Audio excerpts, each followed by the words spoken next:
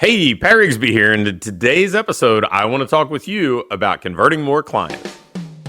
Welcome to the Fitness Business School podcast, the show for fitness business owners who want to grow their income, increase their impact, and improve their lifestyle. Be sure to listen till the end of this episode because we have a brand new special offer exclusive for listeners, so stay tuned. The most common question people ask when it comes to growing their business is, how do I get more leads?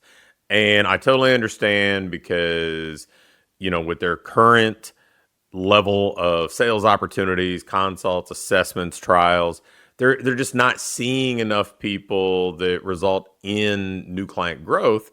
So the assumption is, hey, I need more leads. And, that's fair, and maybe that's the problem, or at least part of the problem.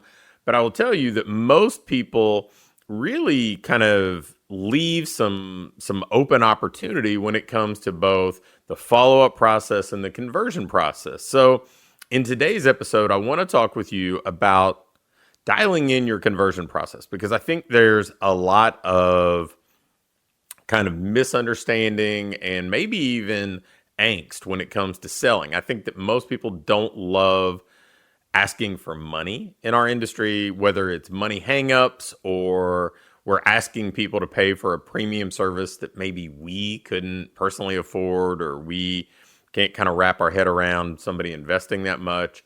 I know I went through a lot of that stuff myself, and it became clear to me when I understood, hey, this is really valuable and I can't impose my current financial status on somebody else. And the life-changing impact that, getting healthier, losing weight, improving self-confidence, life-changing impact, all that stuff can have on somebody is probably more valuable than almost anything else they could invest in. So if we're going to talk about conversions, if we're going to talk about taking somebody who is a lead, somebody that you have the opportunity to present your programs to, there are really a few simple steps that I'm going to walk you through really quickly, and I think it could help you tremendously when it comes to just converting more of the leads that you get. And in turn, when you get future leads, it makes every one of them more valuable. So you can invest more in them. You're more eager to spend time if it's a networking thing or just doing organic marketing. So let's talk the conversion process. So the first thing that we want to do is what I call step one is engagement. I want you to build a relationship with the person you're talking to. I think of this is just kind of a natural flow of a conversation. And, if you connect with somebody new, there's usually some small talk, right? It's disarming. It allows people to kind of lower their guard and get comfortable. We're not leading with really personal, intrusive stuff. So, we're going to talk about, where somebody's from, where do they work? Do they have a family? What are their interests? And we're trying to find some common ground. I mean, you'll hear people talk about rapport building or whatever else, but I just think of it as a natural beginning to a conversation. Obviously, we want the conversation to go further. We want the topics to become deeper, but I think that it's almost like a warm-up, right? We do warm-ups for training. This is a warm-up for a more intensive conversation, and it just allows the person you're talking to who comes in to the environment that we're comfortable in. This is our home. This is our, this is the gym that we spend countless hours, that we do our work. We are in our comfort zone. They're uncomfortable. They may have had negative experiences in a fitness facility before. They may feel insecure. They may feel like, hey, you know what? Everybody here is fit and I don't fit in. Or if I have to go be asked to do something, I may look silly. So we want to make them feel more at ease. So that engagement piece, just finding common ground, getting somebody to talk about themselves, getting somebody comfortable, I think that is paramount. And I think that so often people in our industry just kind of skip right through that.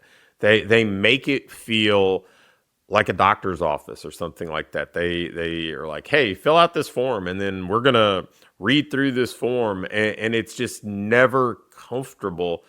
And let's face it, this isn't a doctor's office. This is an optional professional relationship where ideally somebody's going to come see us 2 or 3 days a week. We want them to feel comfortable because people are not going to invest and then stick around long term in an environment that they're not. So the engagement step, I think, is underappreciated, underutilized, and a huge opportunity. The next thing that we want to do, though, is transition to what I think of as discovery. Discovery is simply asking questions and learning about the person in front of you. In our industry, it's very common for people to kind of jump to talking about their program, talking about themselves, trying to validate why they are the best solution, but they don't even know what problem they're trying to solve yet. So I think if you ask somebody open-ended questions about themselves, you're going to learn a lot of information that makes it easier to present your solutions in a way that I think creates more value for the person that you're talking to. Feels more personalized, more individualized. And if you're like most of the people who connect with me through this podcast, you are an independent business owner. So you aren't one size fits all. You are in a position where you can be more customized, more personalized. People can feel more connected and have an individual experience. So take advantage of that. So in the discovery phase, you can ask a number of questions. My two favorites are something along the lines of, hey, if we're sitting down together in 6 months, 12 months, what would be a dream come true result for you as it relates to your health, your fitness, your goals? And let them talk. And if they give you a really short answer, just ask them to tell you more. You like to lose weight. Tell me more about losing weight, how much weight you'd like to lose, why that's important to you. And just unpack it a little bit more. Follow along, get them to talk about themselves. And I think it's really important that we allow them to take ownership of the fact that they want to change, that they want something better. Because if they don't, there's no real incentive for them to join a program. So we start there. And we have to let it be theirs. We can't impose our own goals on them because this is not how people typically make decisions. People, they want to feel in control, and this gives them the opportunity to feel in control. So we want to ask them a great open-ended question like that. I like dream come true result because it's just kind of a disarming question. It's not specific to like implying, hey, you need to lose weight or you need to do this or that. It's not judgmental. It's just kind of a blue skies question. And then because we're tying it to a time frame, 6 or 12 months, we're kind of planting the seed that this isn't immediate gratification. So they can have some constraints. Hey, this is what I can accomplish in this time frame, but this isn't going to happen overnight. So that's the first question. The second question that I love is, well, what do you feel needs to change or happen to get there? And if they don't acknowledge something needs to change or happen to get there, well, they're not ready to change. But if they, again, take ownership, if it's their idea that they need to be more consistent, they need to be more accountable, they need to change their nutrition, they need somebody to guide them and tell them what to do, then selling a program, getting somebody enrolled becomes so much easier. But if we jump in and try to tell them, well, you need to do this, it again, it is not the most persuasive thing. The most persuasive thing is when somebody convinces themselves. So that's the discovery phase. Once we have that information, and you can certainly ask more questions than those two, you can kind of splinter off, ask follow-up questions, but I would encourage you to ask questions that allow them to talk, and then we just prompt them to continue to talk. It will put them at ease. It will make them start to acknowledge that they do need to do something differently if they want a different outcome. So that's discovery. Then we want to talk about value building. Now that we have that information, this is it is this wonderful asset that we can use to shape the way that we present how we can help. Because really that's what selling is. It is in our industry, it's helping. And it is guiding somebody, partnering with somebody in a transformation that they want to achieve. It's not a transaction. It is one of those interesting things that, you hear language like closing the sale. Closing implies the end, right? And, for us, this is the beginning. This is really the springboard to a relationship where you're going to be seeing this person multiple times a week. You're going to be really invested in helping them achieve their goals. Their life is going to be kind of interwoven with your business in some ways. So it's important that we're building value with the information that we have to make them feel comfortable in this. And then for us, if somebody tells us they need more motivation, we can talk about how our program provides that. I'm not saying you need to re-engineer your program to each person's specific needs or the things they believe will help them. I'm saying you can highlight the things that matter. I mean, if you've ever been in a health club and gone on a health club tour, they're kind of all the same, right? They take you through and they say, here's the cardio area, here's the selectorized equipment, here's child care, here's the group X room. And they show you a bunch of stuff that, frankly, you probably don't care about. You probably go into the gym and there are 2 or 3 things that you're really excited about, and some of it isn't relevant. And what asking questions in the discovery phase and then shaping the way that we build value around the answers does, it basically says, I'm only going to talk about the things that are important to you because I hear you, I understand you, I appreciate what you said, it's important to me. So I'm going to customize the way that I present our program so you can clearly see how we can work together to help you get from where you are to where you want to be. And if they talk about needing to be more consistent, you can talk about how you provide accountability. If they can talk about, needing to have a better nutrition plan, then you can talk about how you solve those problems and help guide people in that way. But again, you don't necessarily have to change what you do, but you can make sure that the pieces of what you do that are most important to them get the spotlight so they can feel comfortable saying, hey, this may be different than the things I've tried in the past. Hey, this may actually be the thing that I've always needed to get to where I want to go. And then finally, we want to present our programs and ask somebody to enroll. And when I say programs, I think it is very wise for us to offer alternate choices. We want to give somebody, again, control. We want to create an environment where they feel that this is about them. They have some sense of control. So we want to present 2 to 3 options that are, really things that we can do for them that will work. And any of the options that we present will work. Now, we can frame those options to give more context, right? I can say, hey, 2 times a week is perfect for the person that, meets A, B, and C criteria or has A, B, and C lifestyle. 3 times a week is a great fit for somebody who has, A, B, and C as far as goals or schedule or whatever.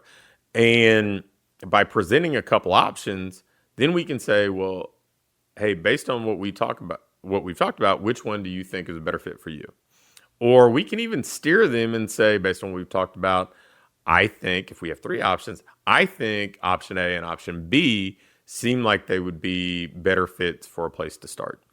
And notice I said a place to start because, we're not locking somebody into something in perpetuity. And trust me, I've sold my first training business in 2004. We were selling 12-month contracts with training when it was unheard of, that nobody sold on subscriptions. So I understand the benefit of that, but people want to think about now. They want some immediate gratification. And, well, we want long-term behavior change and we want sustainable stuff. They need to see progress and they want to sustain that progress. But until they've seen progress, there's nothing to sustain that they're going to be excited about. So we presented it that way.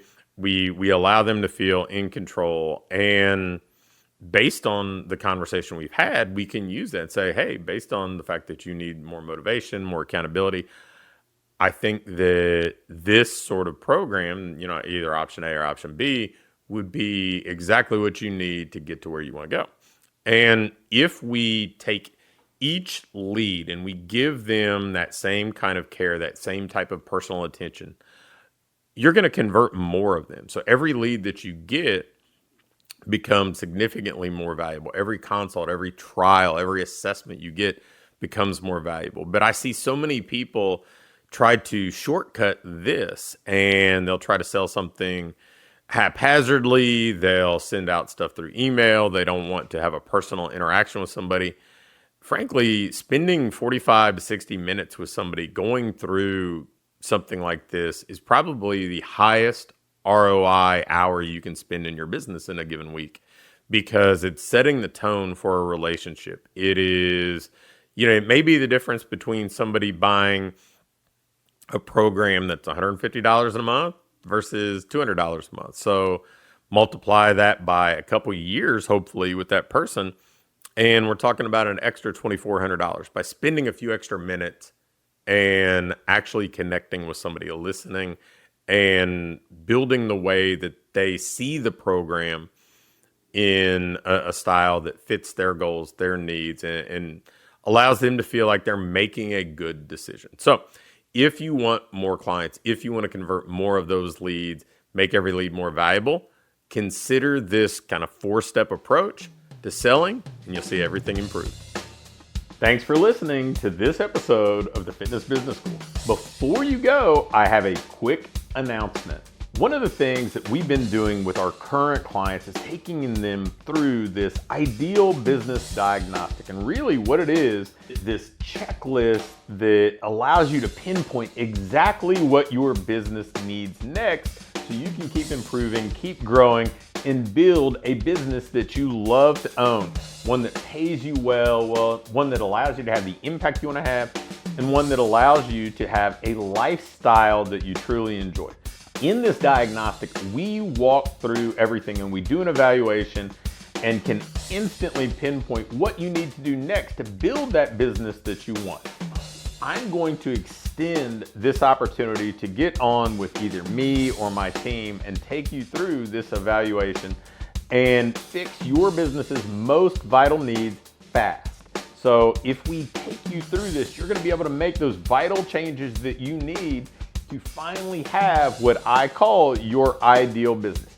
If you'd be interested in going through this entirely free, risk-free diagnostic with us and learn what you already have in place, what you're doing well, and where your greatest opportunities for rapid improvement are, just shoot me an email with diagnostic in the subject line to pat@patrigsby.com.